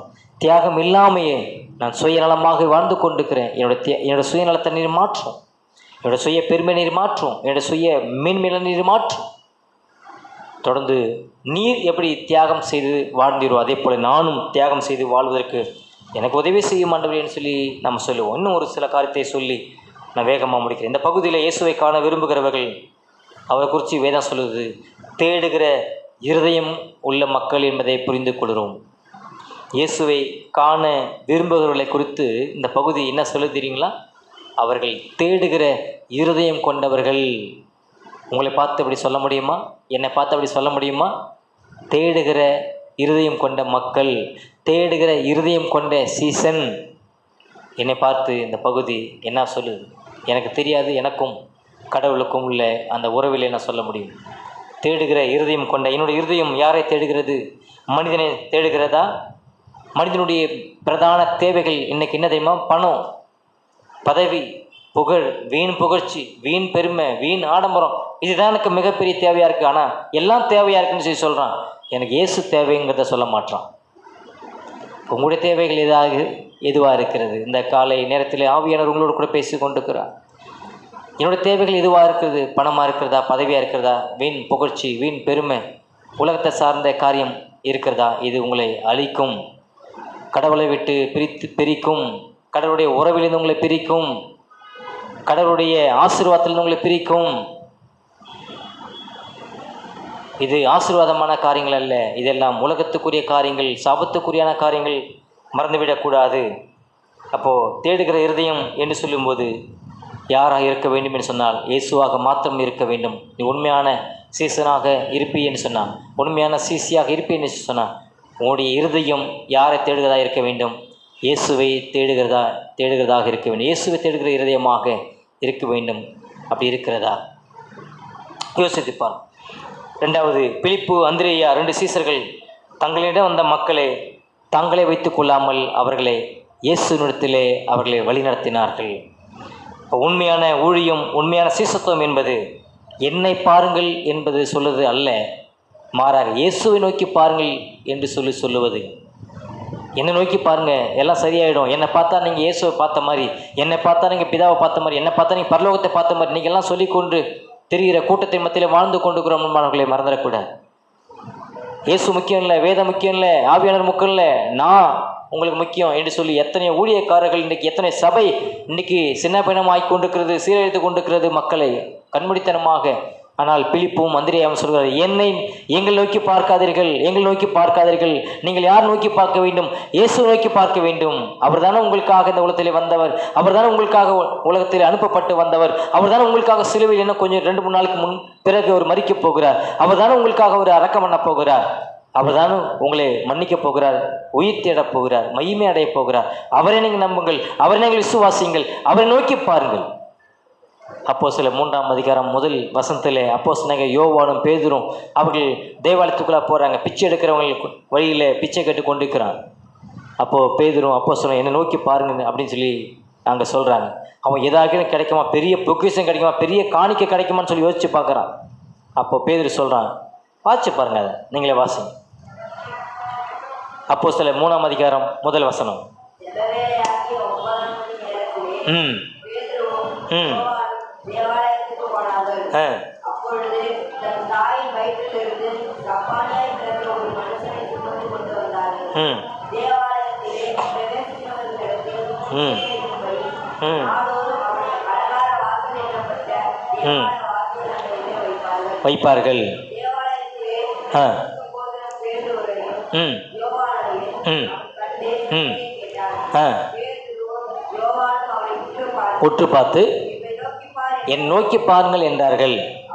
அவன் அவர்களிடத்தில் ஏதாகிலும் கிடைக்கும் என்று எண்ணி அவர்கள் நோக்கி பார்த்தான். அப்பொழுது பேதுரு, நல்லா கவனிங்க, வெள்ளியும் பொன்னும் எங்களிடத்தில் இல்லை, எங்களிடத்தில் உள்ளவைகளே உனக்கு தருகிறோம். நசரேயனாகிய இயேசு கிறிஸ்துவின் நாமத்தினாலே நீ எழுந்து நட என்று வலது கையினாலே அவனை பிடித்து தூக்கிவிட்டான். உடனே அவன் கால்களும் கடைகளும் பலன் கொண்டது. அவன் குதித்து எழுந்து நடந்து தேவாலயத்திற்குள்ளாய் அவன் போனான். அன்பானவர்களே, இங்கே என்ன சொல்லுது? என்னை நோக்கி பாருங்கள். அப்போ உண்மையான ஊழியம் என்பது, உண்மையான சீசத்துவம் என்பது என்னை நோக்கி பாருங்கள் என்பதே அல்ல, இயேசு நோக்கி பாருங்கள் என்பது. அப்போது இந்த பகுதியில் அப்போஸ்தலர் 3ஆம் அதிகாரத்தில் சொல்லுமா, என்னை நோக்கி பாருங்கள், நசரேயனாகிய இயேசு கிறிஸ்துவின் நாமத்தினாலே நீ எழுந்து நட என்று சொல்லி அவன் கட்டளை கொடுக்கப்படுகிறது. அவன் குதித்து எழுந்து அவன் நடந்து கொண்டே, அவன் வேற எங்கேயும் போயிடல, ஆலயத்துக்குள்ளாய் போனான் என்பதாக நாம் பார்க்கிறோம். அன்பானவர்களே, நீங்களும் நானும் இந்த பகுதியிலிருந்து படித்து புரிந்து கொள்ளக்கூடிய ஒரு காரியம் என்னவென்று சொன்னால், கிரேக்கர் இயேசுவை காண வந்தார்கள். இயேசு அவர்களுக்கு சொன்ன காரியத்தை நாம் வாசித்திருக்கிறோம். சிலுவையினுடைய முக்கியத்துவம், சிலுவையினுடைய அவசியத்தை, தொடர்ந்து மரணத்தினுடைய அவசியத்தை குறித்து பேசிக்கொண்டே இருக்கிறார். மனுஷகுமாரன் மகிமைப்படும்படியான வேலை வந்தது, அதை சொல்லுகிறார். கோதுமை மணியினுடைய அவசியத்தை குறித்து அங்கே சொல்லுகிறார். நான் வந்ததனுடைய நோக்கம் சிலுவை மரணத்துக்காகவே என்பதை அங்கே சொல்லி புரிய வைக்கிறார். அப்போ அவருடைய நோக்கம், அவருடைய சிந்தை எல்லாமே அந்த கிரேக்கரானவர்கள் ரட்சிக்கப்பட வேண்டும், அவர்கள் மெய்யான விசுவாசத்தை பெற்றுக்கொள்ள வேண்டும், அவர்கள் மெய்யான ரட்சிப்பை பெற்றுக்கொள்ள வேண்டும் என்பதை அவர் நோக்கமாக வைத்திருந்தார். இரண்டாவது, தன்னோடு கூட இருக்கக்கூடிய சீசர்கள், அவர்கள் மெய்யாக நம்மளை பின்பற்ற வேண்டும், மெய்யான ஒரு சீசத்துவ பணியிலே அவர்கள் நிலைத்திருக்க வேண்டும். தன்னைத்தானே வெறுத்து தன்னுடைய சுகபோகத்தை, உலக காரியங்களை, சிற்றின்மங்களை, சுயநலத்தை, சுய வசதி வாய்ப்புகளை, சுய பெருமைகளை, சுய மேன்மைகளை வெறுத்து என்னை பின்பற்ற வேண்டும், அவர்கள் நித்திய வாழ்வு பெற்றுக்கொள்ள வேண்டும். இதுதான் அவருடைய விருப்பமாக, அவருடைய வாஞ்சையாக இருந்தது என்று சொல்லி நம்ம அங்கே பார்க்கிறோம். இந்த பகுதியிலிருந்து நம்ம கற்றுக்கொள்ளக்கூடிய ஆவிக்குரிய படிப்பினை ஒரே வரியில் சொல்லணும் அப்படின்னு சொன்னால், அவர் இயேசுவை காண விரும்புகிற மனிதன், இயேசுவை தேடுகிற ஒரு மனிதன்